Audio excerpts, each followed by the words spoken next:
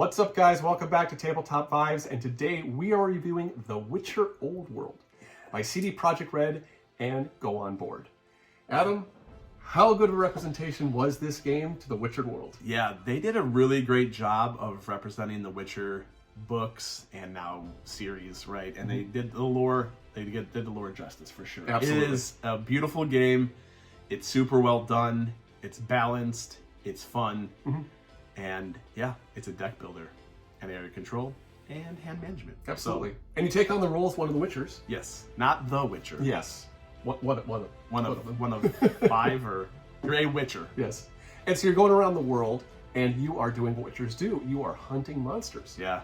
And you're going into various areas, and you're finding some quests to go on, and you're going into towns and dealing with the townsfolk, and really kind of the immersive Witcher world as depicted in the movies. They do and a books. super great job of making the lore come to life. Like Jason was saying, through quests in each city, you can decide to explore, and you can look at exploring the city or exploring the wilds. And so each one comes with some sort of A or B to pick from, and then such and such happens. And so it's just this like always developing, like you can go on quests right after you go and explore, and then you have to go across the board to like find out what that quest does, and then draw another card and see what happens. And so the lore and that for me in this game is like, it draws me in, and it helps also engage everybody else. Right. And kind of the main focus you're doing is when you're going around the world, in addition to these quests, you are trying to build up your strengths in various attributes in the board. So you're building up your combat and your defense, your alchemy, and your specialty. Everybody has a specialty. That's right. You have your specialty. And that's what makes each Witcher unique. So one maybe is more defense-based, and the other is more attack-based, more utility-based. A little asymmetrical board powers. They're all the same besides you each have a special ability. So Jason played, he was defensive, and my guy had a venom strike. Right. And so the idea is that you build yourself up, and then you have the monsters that go attack. Yeah. And these things kind of start out weak, but man, do they get strong. Yeah, the monsters are, okay, so it depends on what level pledge you got, but regardless, the art on all the monster cards is amazing. And if you know or play the Witcher, the board video game, like you would know some of the monsters that come out, right? You got the Griffin, the Manticore, all the crazy creepy ones. But like they start off, there's level 1 monsters, 2 and 3. And so as you go and fight them, every time a new monster comes out, it comes out stronger. Right. And there's a monster fight deck too. Right. And it also comes with these excellent minis. Yes, the minis are beautiful. They I look don't paint. great. And I will not paint. Oh yeah, somebody painting these things, they'll just really pop. So have fun with them if you get a set.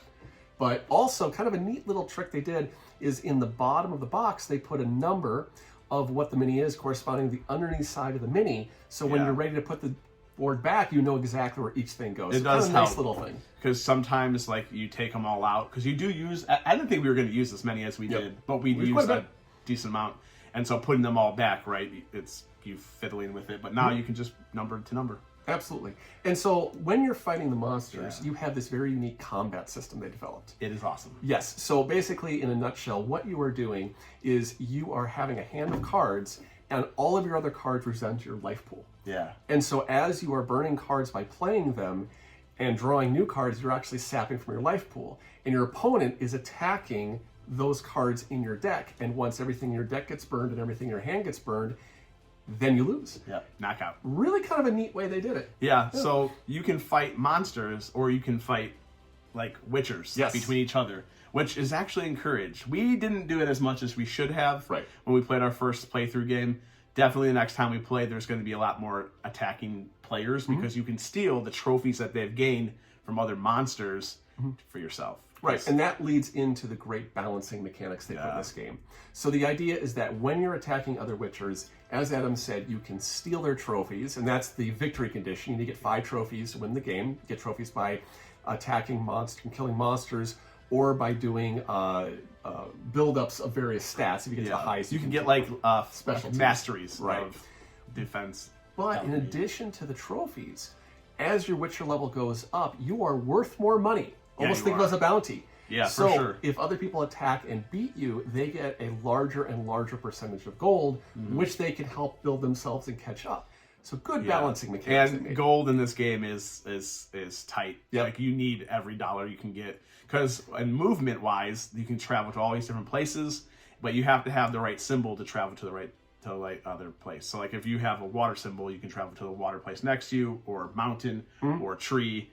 And then you can spend $1 and a card to travel to anyone, right? So like money is really useful there. Yep. Money is also useful to buy new attributes up to your level.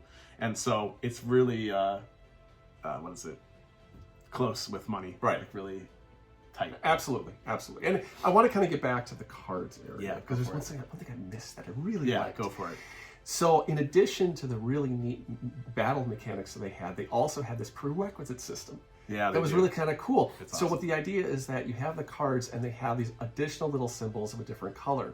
Yes. And if you have a card of that color and you chain them, you can chain them together. So like colors, moving through the kind of the color wheel. Yeah. So you get this really robust way of play. And red is attack, and yellow is card draw, and green is defense. Blue was... I don't remember what blue was. Something cool. But really, it's kind of a really neat little thing. So you can kind of do this overall attack that does a lot of different things. And that means that it is deck building, and deck building with strategy. Yeah. Not just, I get my cards and I play them. Right. And no actual like strategy on how you play the card. You just do it all. This one is like sometimes you don't want to lead off super strong against a monster. One card. One card is all you want. One combo or a card. Right. And then the next turn you deal out all of your chain ability, and it's like really thought out system where like you could be really heavily stacked in your deck and still lose because you don't get the right cards at the right time, or you could be really heavily stacked and dominate. So I like the ability that there is literally like, you don't know which way. I mean, you have an idea, but it's really fun. Right, but that does lead into the primary problem of if you don't draw the right cards, well, you can be knocked out every time. And they thought of that. Yeah. And they added potions, which is right again in the Witcher universe. So the nice thing about these potions, it allows you to do various damage, or to draw various cards if, let's say, you're a little bit shy on cards, right, or other little interactions that help with the randomness. Yeah, it helps manipulate other things. And so you can pop a potion right before a battle and hopefully help change or alter the outcome. Absolutely. Yeah, so I really like that as well in there.